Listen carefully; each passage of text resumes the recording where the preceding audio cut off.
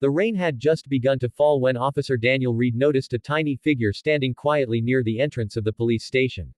It was late evening, the kind of time when the station was usually calm, and officers were finishing reports or sipping lukewarm coffee.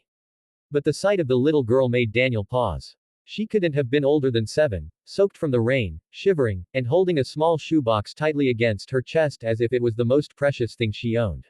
She didn't speak at first. She simply pushed the door open, stepped inside, and looked around with wide, cautious eyes. Her hair was messy, her clothes were worn, and her shoes looked too big for her feet. Daniel approached her slowly, not wanting to scare her. He knelt down so he could meet her eye level and offered a gentle smile. "Hey there," he said softly. "Are you okay? Do you need help?" The girl swallowed nervously and hugged the shoebox tighter. She didn't look like she was hurt, but something in her expression, fear, sadness, maybe both, told Daniel that something was very wrong. She finally whispered, barely audible, "I need to show you something." Daniel guided her to a small waiting room, turned on the heater, and offered her a blanket. She sat down but didn't put the shoebox down even for a second. Daniel brought her a cup of warm cocoa from the break room and placed it in front of her. She stared at it, then at him, then at the box. "My name is Daniel," he said gently. "What's your name?" The girl hesitated, then answered, "Lily." "That's a beautiful name," he responded. "And what do you have in the box, Lily?" She looked at the shoebox again, her eyes filling with tears. It's why I came here." Daniel noticed that her fingers were trembling. Whatever was inside that box, she was clearly terrified to show it. He didn't force her. He let her take her time. After a few minutes of silence, Lily carefully placed the shoebox on the table. The box was old, worn, and the lid had been secured with a piece of string. Daniel watched as she slowly untied it. Her hands were shaking so much that Daniel gently asked, "Do you want me to open it for you?" Lily nodded, wiping her eyes. Daniel slowly lifted the lid, and the moment he looked inside, his breath caught. His stomach tightened. He had seen many difficult things in his years as a police officer, but nothing prepared him for the contents of this small, simple shoebox. He immediately stood up and grabbed his radio. "This is Officer Reed. I need medical support and backup right away. Priority." He turned back to the shoebox, then to Lily. "Where did you get this?" he asked urgently, but still careful not to frighten her. Lily's voice cracked as she responded, "I found it in our backyard, behind the shed. I didn't know what to do." Daniel took a deep breath and forced himself to stay calm. The call he had just made would bring the appropriate help, but he knew he needed to understand the full situation. He pulled a chair closer to Lily and sat beside her. "You did the right thing coming here," he said firmly. "You're very brave. Can you tell me what happened from the beginning?" Lily wiped her tears again. "Last night, I heard something. Like crying. Very quiet. My mom told me not to go outside because it was late, but I couldn't sleep. It sounded scared." She hesitated. "This morning I followed the sound. And I found the box." Daniel listened carefully. He didn't interrupt her even once. "It was behind the shed," she continued. "It was covered in dirt, like someone tried to hide it. I opened it a little. And I got scared. I closed it again and ran back inside." "What made you come here?" Daniel asked. Lily hesitated again, then whispered, "I heard my parents talking. My dad said he didn't want anyone to find it. He sounded angry. My mom told him it was wrong, but he said no one would ever know." Daniel felt a chill. The shoebox, the secrecy, the fear in the little girl's voice, this was more than just an unusual discovery. Something serious was going on in Lily's home. "Did you tell your parents you were coming here?" he asked. She shook her head immediately. "They think I'm at my friend's house. I was scared, and I didn't know who else to tell." More officers arrived, along with a medical team. They entered quietly, aware that a child was involved. One medic opened a special insulated carrier and carefully transferred the contents of the shoebox. Lily looked away, unable to watch. Daniel placed a comforting hand on her shoulder. "You're safe now. Everything is going to be okay. Thank you for trusting me." As the medics stepped aside, Daniel approached them privately. They explained the condition of what they had found. The truth was heartbreaking, urgent, and required immediate action. Daniel felt a mix of sadness and determination. Whatever had happened at Lily's house, it needed to be investigated quickly. He returned to Lily and asked softly, "Can I ask you a few more questions?" She nodded. "How long have you been hearing things in the backyard?" "A few days, maybe more," she said. "But I didn't know what it was. I thought maybe a kitten or something." Daniel nodded gently. And have there been other times your parents acted strange, like they were hiding something? Lily hesitated, then nodded slowly. Sometimes my dad gets upset easily. And sometimes he takes things outside late at night. My mom always tells me to stay in my room. Daniel didn't pressure her for more. She had already been through enough.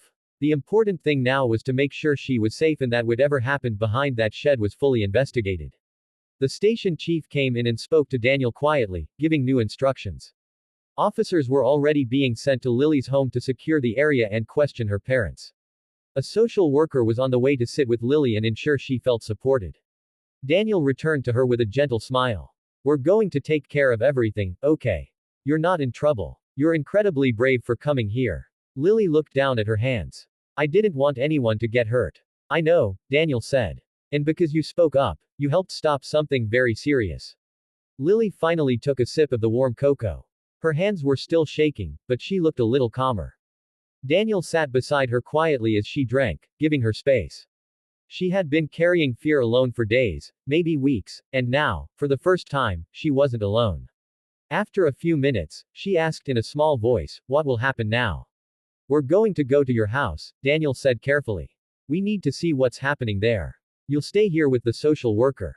And I'll come back and tell you what's going on. You're safe here." The social worker arrived, a kind-faced woman named Sarah, and sat with Lily, offering her snacks and talking to her gently. Daniel left the room but kept glancing back, making sure she looked okay. When he stepped outside with his team, the rain had grown heavier. His heart felt heavy too. He had seen plenty of difficult cases, but when a child was involved, especially one who had summoned the courage to walk into a police station alone, it always hit differently. Officers arrived at Lily's home within minutes. Daniel went with them. The house was small and worn, with an old wooden shed exactly where Lily had described. Her mother looked terrified when she opened the door. Her father looked defensive, tense. Daniel spoke gently but firmly. They began asking questions, and slowly, the truth came out, piece by painful piece.